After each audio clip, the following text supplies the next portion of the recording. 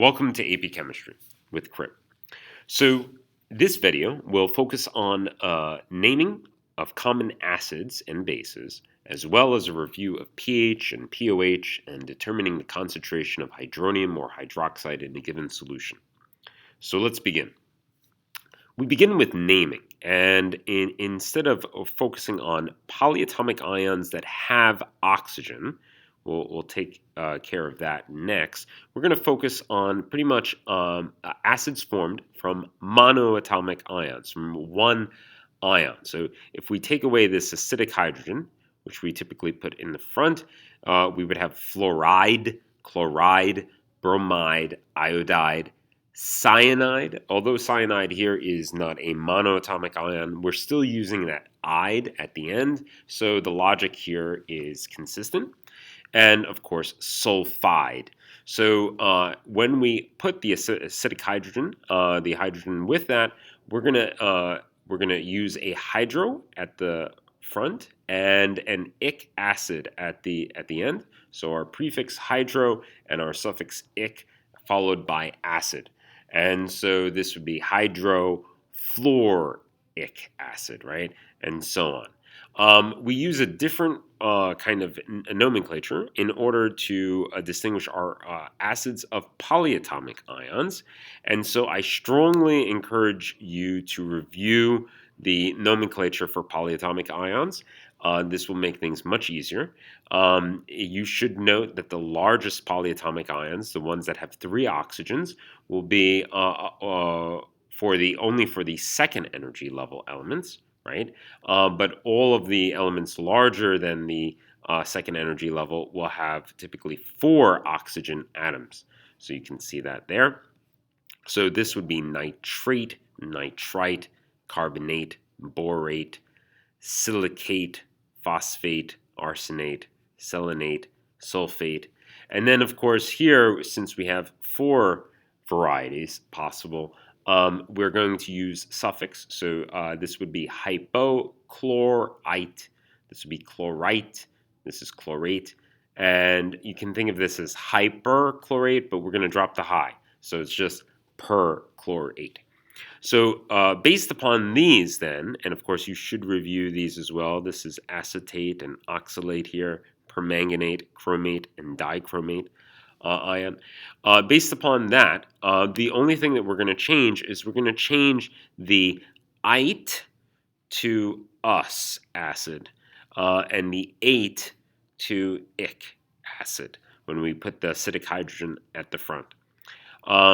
So ate is great, ite is slight, and you can just associate ate with ic and ite with us. So that would be our nomenclature. But what we also need to review is how to determine pH and pOH. So let's shift to there. Before we focus on our equations, which again was derived in the other video, we do want to just recall why we are focusing on hydronium and hydroxide. Again, we're focusing on a given solution of water, right? And the whole point here is that in water, this reaction is occurring all the time. It's an equilibrial reaction, and that's going to kind of affect everything we do in reference to the acids that we just named, meaning that when we focus on the reactions that will occur, it will be with water. And so all the time, even in pure water, oxygen will not react with oxygen. And hydrogen atoms, of course, there isn't available hydrogens to react with each other. But we could have a possible reaction where oxygen grabs hydrogen. And if that occurs, we've got hydronium as well as hydroxide possible to form. And so going back to our reaction here, of course, the aqueous states are the only states that are going to be represented in our equilibrium expression. So here's the equilibrium expression for this reaction. And so this is determined experimentally at 25 degrees Celsius. At 25 degrees Celsius, the concentration of hydronium is 10 to the negative 7th molar, and the concentration of hydroxide is 10 to the negative 7th molar. So these are real concentrations of these at 25 degrees Celsius. And of course, 10 to the negative 7th times 10 to the negative 7th is 10 to the negative 14th at 25 degrees Celsius. It's important to note that if we have a different temperature, this will be a different constant. And since this is an endothermic reaction, heat is overall a reactant, the equilibrium constant will actually become greater at higher temperatures. So you could have a different value here, but it's important to note that in pure water, these will still be exactly the same as each other.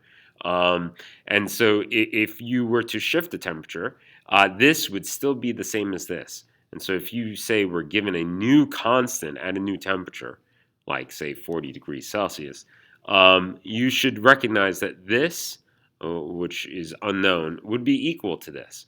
And so you could then say x times x is equal to that new constant, and maybe take the square of both sides to find the concentration of each, the new concentration of each. Of course, we also derive this equation, which by taking the negative log of each component, right? Negative log of this, and the negative log of this, and the negative log of this. Well, negative log of Kw is pKw, and the negative log of 10 to the negative 14 is 14. And the negative log of hydronium plus the negative log of hydroxide, because using our law of logs, the log of x times y is equal to the log of x plus y, plus the log of y. And so we get this relationship that pKw, which is 14, is equal to pH plus pOH. So here we have pH is equal to the negative log of hydronium, and pOH is equal to the negative log of hydroxide.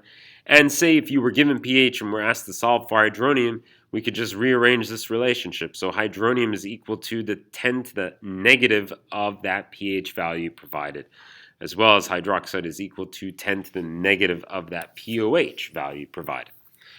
Till next time,